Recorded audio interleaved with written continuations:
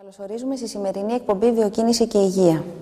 Όλο και περισσότερο αναγνωρίζεται στις μέρες μας η αξία της άσκησης σαν μέσο σωματικής και πνευματικής ευεξίας, αλλά και σαν μέσο πρόληψης και αποκατάστασης των καρδιοπαθειών.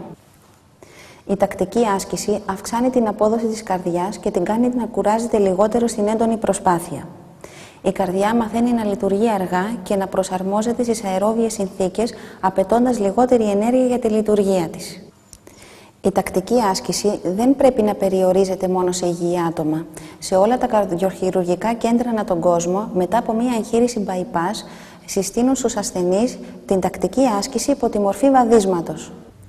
Η εκπομπή Βιοκίνηση και Υγεία επισκέφθηκε τον ιατρό καρδιολόγο κ. Νίκο Παπανικολάου, ο οποίος μας μίλησε για την καρδιά και τη λειτουργία της, τις πιο συχνές ασθένειες, τις διαγνωστικές εξετάσεις, αλλά και τα μέτρα πρόληψης των καρδιαγγειακών παθήσεων. Ας τον παρακολουθήσουμε. Τι είναι η καρδιά και πώς λειτουργεί? Η καρδιά είναι ένα σπουδαιότατο όργανο. Είναι ένας μυς. Ο καρδιακός μυς με τις κοιλότητες του μέσα, με 4 κοιλότητες και βαλβίδες. Ο σκοπός της καρδιάς είναι να κυκλοφορεί το αίμα, δηλαδή παίρνει το αίμα από τις φλέβες και το στέλνει στις αρτηρίες. Αυτό έχει σαν αποτέλεσμα μια αέναη, μια συνεχή κυκλοφορία του αίματος. Βέβαια η καρδιά δεν είναι ένα όργανο στατικό. Δηλαδή το ότι παίρνει και δίνει το αίμα δεν είναι σε σταθερό ρυθμό. Ανάλογα με τις ανάγκες του ανθρώπου, αν είναι ήρεμος, αν ξεκουράζεται, αν τρέχει, αν φοβάται, αν μιλάει, αλλάζει η συχνότητα της καρδιάς, δηλαδή το χτύπημα, η παλμή της καρδιάς και η παροχή της καρδιάς, η δύναμη δηλαδή με την οποία στέλνει το αίμα. Και συνολικά αυτό έχει σαν αποτέλεσμα συνεχή διαφορετικό ρυθμό παροχής από την καρδιά αίματος στον οργανισμό, προσαρμοσμένο στις ανάγκες του οργανισμού κάθε στιγμή. Αυτός είναι ο ρόλος της καρδιάς, δηλαδή να προσφέρει αίμα στον οργανισμό ανάλογα με τις ανάγκες που έχει ο οργανισμός ανά πάσα στιγμή. Ποια είναι τα συχνότερα καρδιακά νοσήματα? Δυστυχώς ο χρόνος και η τύχη δεν αφήνουν και την καημενούλα την καρδιά χωρίς προβλήματα. Και όταν λέμε η τύχη εννοούμε κάποια προβλήματα τα οποία μπορεί να δημιουργηθούν από τη στιγμή που γεννιέται ο άνθρωπος, συγγενείς παθήσεις στην καρδιά, όπως είναι κάποιες βαλβιδοπάθειες ή κάποια κακοφτιαγμένη καρδιά, ας το πούμε, με κάποιες τρυπούλες μέσα στην καρδιά, μικρά ή μεγάλα προβλήματα από αυτήν την αιτία και προϊόντος του χρόνου μπορεί να δημιουργηθούν κάποια προβλήματα στην καρδιά αν βοηθήσουν εντός παρενθέσεως και κάποιοι παράγοντες όπως είναι η πίεση, το ζάχαρο, η χολυστερίνη, η κληρονομικότητα, να βοηθήσουν λοιπόν αυτά όλα τα πράγματα στο να χαλάσουν οι αρτηρίες της καρδιάς, οι στεφανιαίες αρτηρίες δηλαδή. Αυτή είναι η στεφανιαία νόσος που μπορεί να παρουσιαστεί συν το χρόνο. Μία άλλη πάθηση, η οποία είναι θα έλεγα και η συχνότερη πάθηση της καρδιάς, είναι οι αρρυθμίες, τις οποίες σχεδόν το 50% των ανθρώπων τις έχουμε και είναι καλοήθεις ή και κακοήθεις αρρυθμίες. Βέβαια το 98% είναι οι καλοηθέστατες αυτές αρρυθμίες, συχνότατο φαινόμενο, και το 2% είναι να είναι σοβαρές οι αρρυθμίες αυτές, είναι οι πιο κακοήθιες αρρυθμίες. Αυτές βασικά είναι οι πιο συνηθισμένες παθήσεις. Μετά μπορεί να παρουσιαστούν και κάποιες άλλες παθήσεις πιο σπάνιες, όπως είναι οι μυοκαρδιοπάθειες, οι οποίες είναι σπάνιες νόσου, υπερτροφική, διατατική μυοκαρδιοπάθεια, υπερικαρδίτιδα, αυτές είναι παθήσεις κάπως πιο σπάνιες. Το πιο σύνηθες που υποφέρει το 50% των ανθρώπων είναι οι αριθμιούλες αυτές. Το πιο συχνό φαινόμενο που παρουσιάζει η καρδιά είναι οι αριθμίες και η στεφανιαία νόσος, η οποία προϊόντος του χρόνου, μεγαλώνοντας δηλαδή ο άνθρωπος, είναι ένα πρόβλημα το οποίο παρουσιάζεται και δεν μπορείς να το αποφύγεις.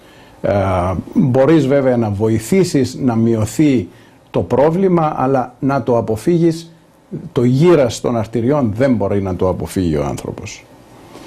Ποιες είναι οι πιο συχνές παθήσεις, αυτές που προέρχονται από κληρονομικά προβλήματα ή εκγενετής, ή αυτές που προκαλούν εμείς με την κακή διατροφή, το κάπνισμα και την έλλειψη της άσκησης?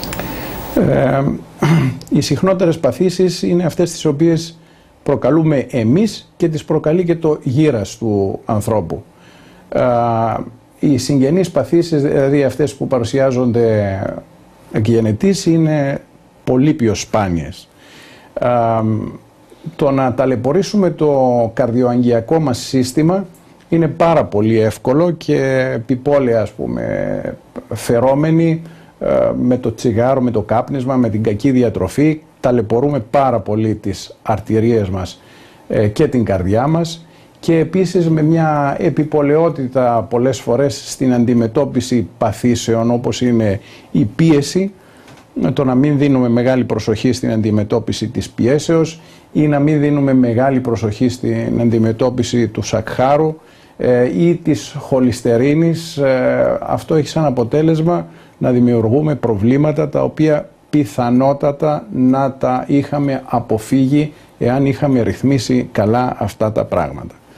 Και πάλι αν έχουμε δημιουργήσει προβλήματα στις αρτηρίες μας, στην καρδιά μας μέχρι τώρα, εάν μπορέσουμε και ρυθμίσουμε από εδώ και πέρα τον τρόπο ζωής μας και δώσουμε προσοχή σε αυτά, δηλαδή στο κάπνισμα, στη χολυστερίνη, στο ζάχαρο, στην πίεση, η πιθανότητα να ξαναδημιουργηθεί πρόβλημα στην καρδιά, ενώ ήδη έχει δημιουργηθεί μέχρι τώρα, μειώνεται κατά πάρα πολύ. Ναι μεν δεν εξαλείφεται, είναι αδύνατο, τίποτα δεν μπορεί να εξαλειφθεί, γιατί πάντα μιλάμε με πιθανότητες, αλλά τις πιθανότητες μπορούμε να τις μειώσουμε πάρα πολύ αν είμαστε σωστοί στην αντιμετώπιση αυτών των πραγμάτων. Ποια είναι η ουσιαστική επίδραση της άσκησης στην καρδιά?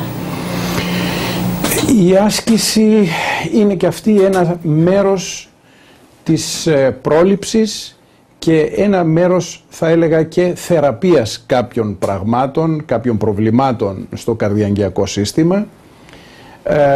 Η άσκηση όμως η σωστή, όχι, οι αρχαίοι έλεγαν παν μέτρον άριστον. Το ίδιο ισχύει και στην άσκηση, δηλαδή μία άσκηση προσεγμένη, σωστή, χωρίς υπερβολές, έχει να μας προσφέρει πάρα πολλά. Η άσκηση τι κάνει? Με την άσκηση η καρδιά, οι μυς γενικά του ανθρώπου έχουν ανάγκη περισσότερο σε αίμα. Αρχίζουν λοιπόν, για να το πετύχουν αυτό, να κάνουν ένα εσωτερικό ερεθισμό στις αρτηρίες και κυρίως στις μικρές αρτηρίες, στα τριχοειδή τους, ένα εσωτερικό λοιπόν ερεθισμό να ανοίξουν, με σκοπό να ανοίξουν όσο γίνεται πιο πολύ, για να πάρουν αυτά τα όργανα, οι μύες και η καρδιά, όσο γίνεται πιο πολύ αίμα. Αυτό όμως δεν γίνεται με μιας, δηλαδή αν θα πάμε να τρέξουμε σήμερα, δεν πάει να πει ότι θα ανοίξουν τα τριχοειδή μας και θα γυρίσουμε πίσω και θα είμαστε μια χαρά. Αυτό θα γίνεται με μια τακτική, κυρίως τακτική, τακτικό ερεθισμό, τακτική άσκηση και μακρόχρονη άσκηση. Αυτό λοιπόν έχει το ευεργετικό αποτέλεσμα ότι τα αγγεία αυτά που ανοίγουν, τα καινούρια αυτά αγγεία που ανοίγουν, μπορεί να καλύψουν ανάγκες τις οποίες τις έχουμε τώρα, διότι κάποιες αρτηρίες μας έχουν βουλώσει, έχουν στενέψει, και βοηθώντας με αυτόν τον τρόπο, με μια τακτική άσκηση, με μια χαλαρή άσκηση, τακτική άσκηση, έχουν σαν αποτέλεσμα να ανοίξουν κάποιες παράπλευρες αρτηρίες και να βοηθηθούν μέρη του σώματος, της καρδιάς, εκεί που υπέφεραν αυτά τα μέρη από έλλειψη αίματος, με την άσκηση να βοηθηθούν και να πάρουν αίμα ενώ πριν δεν έπαιρναν.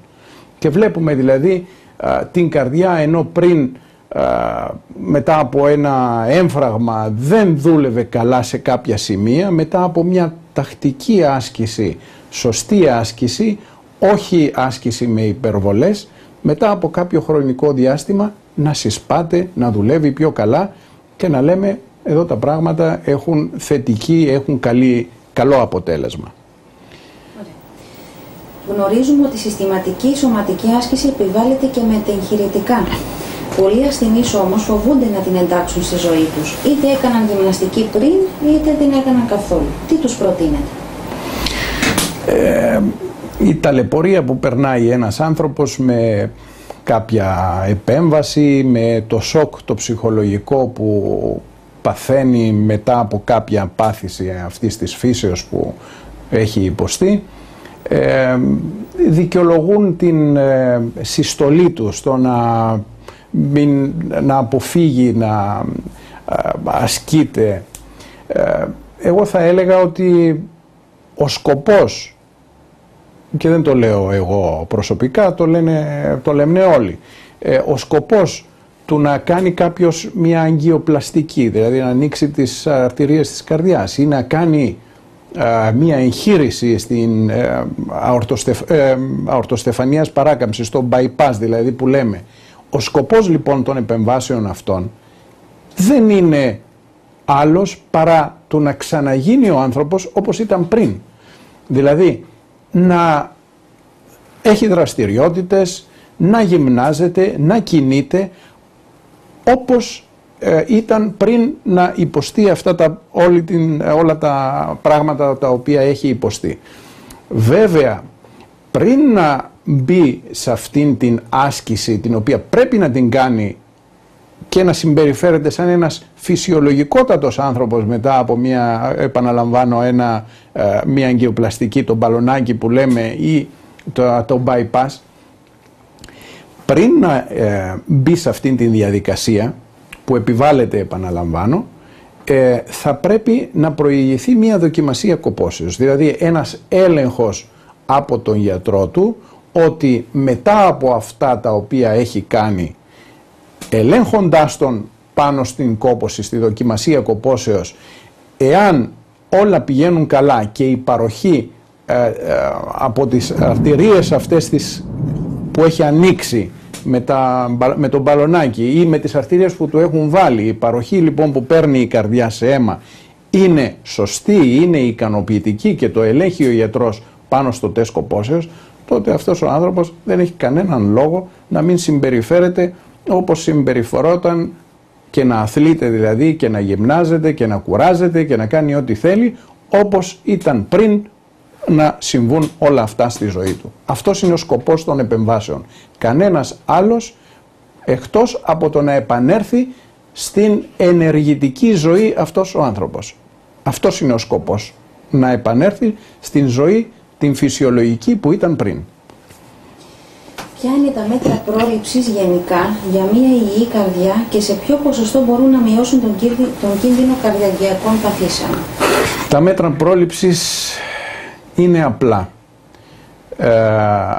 Όταν λέμε ότι θέλουμε να αποφύγουμε κάποια προβλήματα που ενδεχομένως θα παρουσιαστούν, σε όλους μας θα παρουσιαστούν προβλήματα. Αργά ή γρήγορα τα προβλήματα έρχονται. Οι προσπάθειες όλων μας είναι στο να επιβραδύνουμε την εξέλιξη των κακών πραγμάτων πάνω στον οργανισμό μας και όχι να προσπαθούμε να επιταχύνουμε την κακή επίδραση πολλών παραγόντων πάνω στον οργανισμό μας. Αυτός είναι ο σκοπός μας, να επιβραδύνουμε όσο γίνεται τα πράγματα, και δεν είναι άλλος ο τρόπος από το να προλάβουμε αυτήν την κατάσταση με το να προσέχουμε πολύ την πίεσή μας, πολύ σπουδαίο πράγμα, με το να αποφύγουμε να καπνίζουμε όσο γίνεται πιο λίγο αυτοί οι οποίοι δεν μπορούν να το αποφύγουν, και αυτοί που μπορούν να το αποφύγουν οπωσδήποτε, να ρυθμίζουμε το σάκχαρο μας όσο γίνεται καλύτερα, αυτοί οι οποίοι είναι διαβητικοί, να προσπαθούμε την χολυστερίνη μας να την έχουμε όσο το δυνατόν πιο χαμηλά γίνεται, και επίσης άσχετα το αν η χολυστερίνη μας είναι χαμηλή, η διατροφή μας θα πρέπει να είναι προσεγμένη. Το να είναι δηλαδή χαμηλή η χολυστερίνη, και να επαναπαυόμαστε ότι εντάξει, εφόσον είναι χαμηλή η χολυστερίνη άρα μπορούμε να τρώμε ό,τι θέλουμε, δεν ισχύει. Είναι άλλο η χολυστερίνη, άλλο η κακή διατροφή. Πρέπει να προσέχουμε παράλληλα δηλαδή και με την χολυστερίνη και να έχουμε σωστή, καλή διατροφή. Να αποφεύγουμε δηλαδή τα λιπαρά, και κορεσμένα αυτά λίπη, να αποφεύγουμε τα φαγητά τα οποία έχουν λάδι τηγανισμένο, να αποφεύγουμε επίσης τα αλλαντικά, γενικά δηλαδή να αποφεύγουμε τα οποία έχουν λίπος και κρέας με ορατό λίπος πάνω. Μια μεσογειακή διατροφή. Η μεσογειακή διατροφή είναι από τις καλύτερες διατροφές.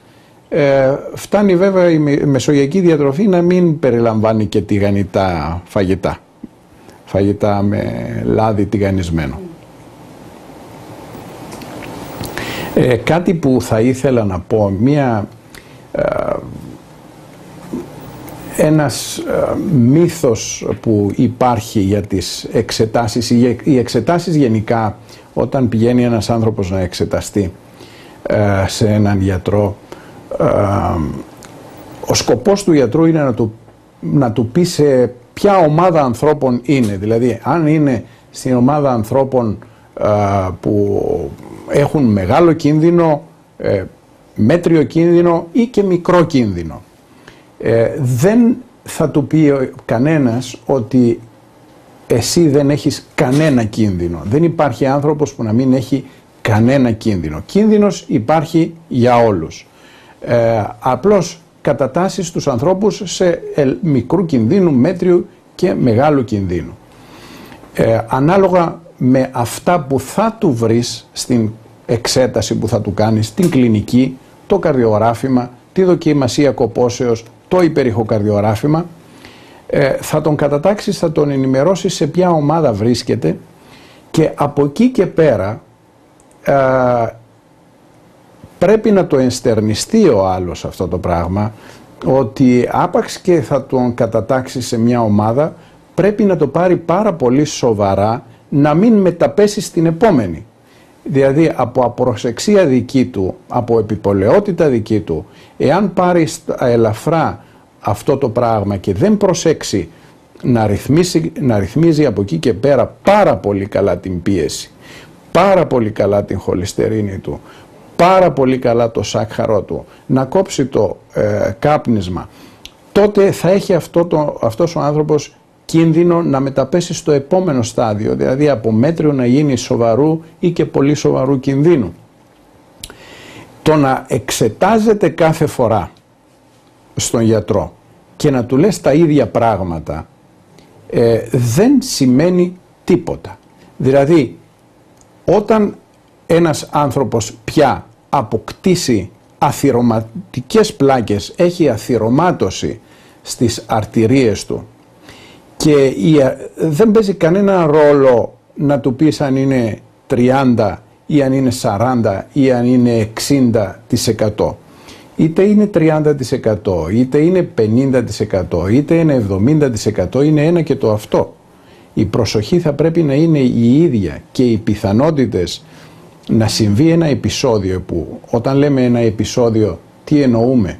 Ότι αυτή η πλάκα η οποία μπορεί να υπάρχει και να δημιουργεί η πλάκα η αθυρωματική εννοώ, η οποία υπάρχει μέσα στις αρτηρίες μας, για μας στις στεφανιαίες αρτηρίες. Μπορεί να υπάρχουν λοιπόν αθυρωματικές πλάκες οι οποίες να είναι σιωπηλές και οι οποίες δεν μπορούν να βρεθούν με κανέναν τρόπο, μόνο αν ανοίξεις την αρτηρία να την δεις.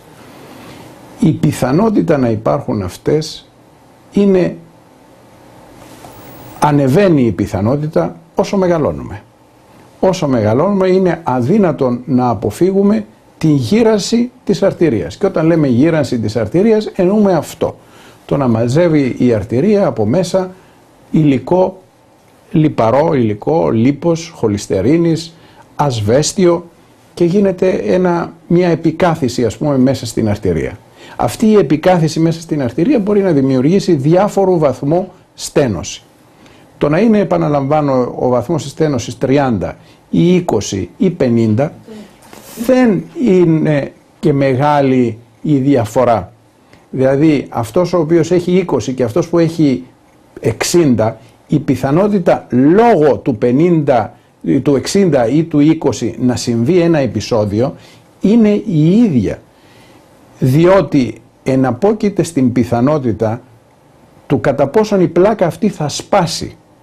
Και οι λόγοι που θα κάνουν την πλάκα αυτή να σπάσει, μπορεί αυτή που είναι 60 να μην σπάσει και αυτή που είναι 20% να σπάσει αυτή η πλάκα. Και εννοούμε να σπάσει ρέοντας συνέχεια το αίμα πάνω από αυτήν την πλάκα για τυχαίους λόγους και για κάποιους άλλους λόγους, μικροχημικούς λόγους.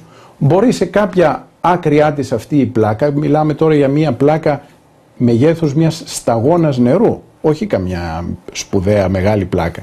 Αυτή λοιπόν, καθώς ρέει το αίμα από πάνω, μπορεί σε κάποιο σημείο να ξεσκιστεί αυτή η πλάκα. Είτε είναι 20% η στένωση που προκαλείται από αυτή την πλάκα, είτε είναι 50% είτε είναι 60%. Δεν παίζει κανένα ρόλο αυτό.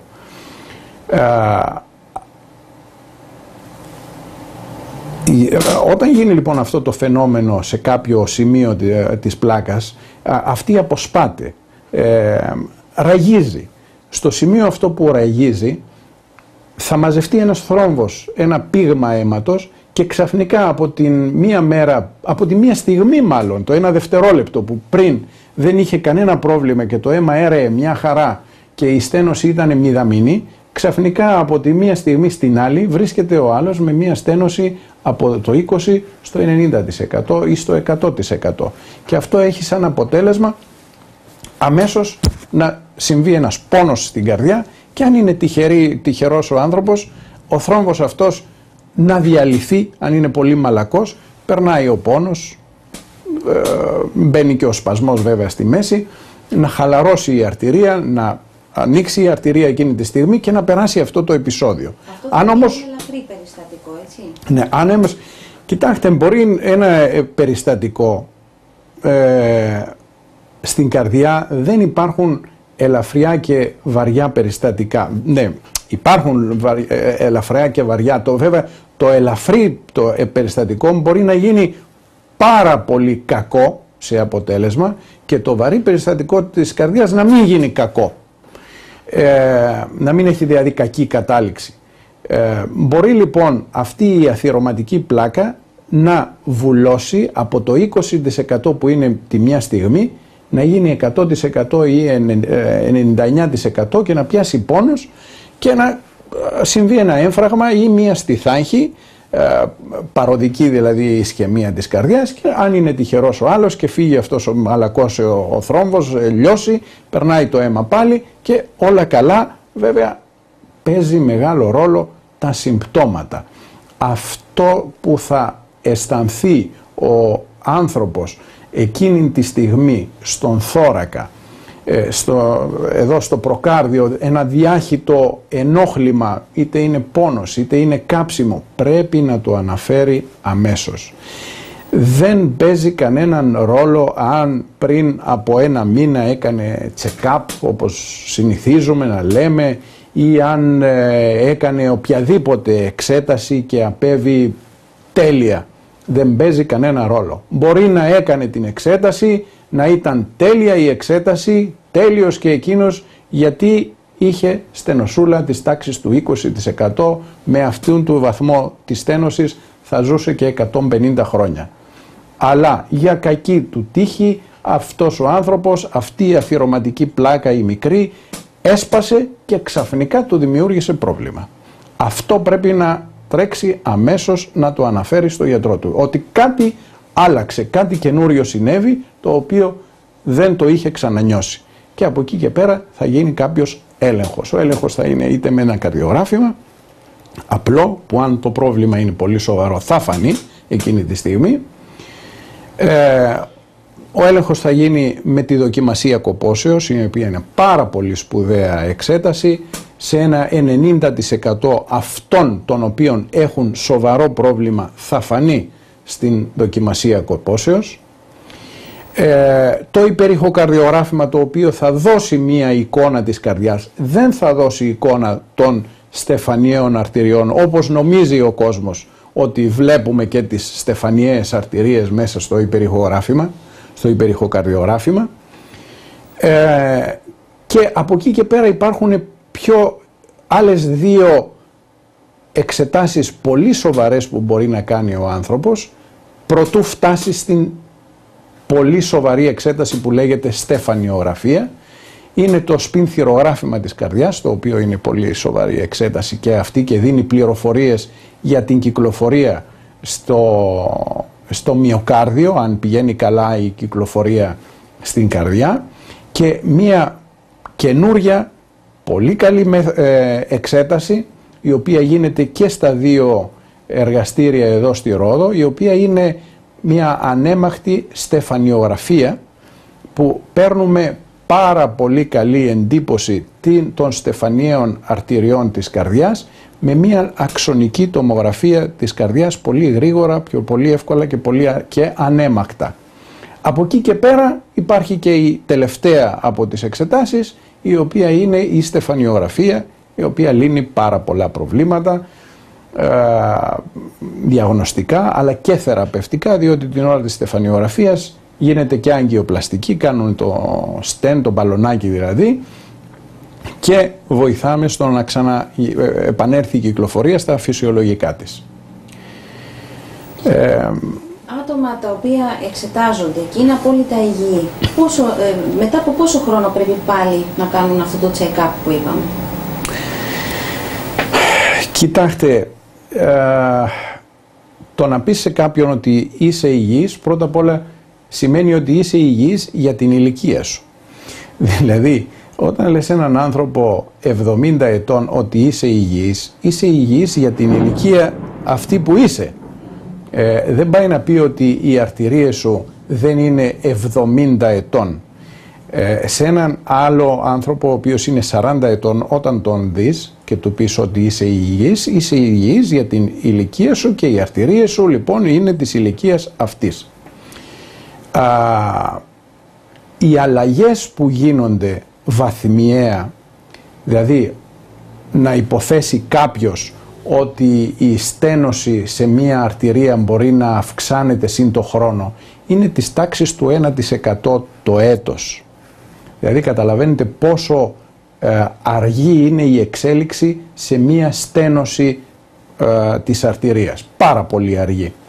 Το να πηγαίνει και να έρχεται λοιπόν ένας ασθενής χωρίς να έχει συμπτώματα από έναν γιατρό, ο γιατρός δεν θα του πει πολλά πράγματα. Ο γιατρός θα του πει ότι ξέρεις, πρόσεξε γιατί είδα τις αρτηρίες σου, τις καροτίδες και έχουν αρτηριοσκλήρηση μέσα, ότι είσαι υπερτασικός, ότι είσαι διαβητικός, και αν δεν φροντίσεις αυτά τα πράγματα τότε θα έχεις κίνδυνο.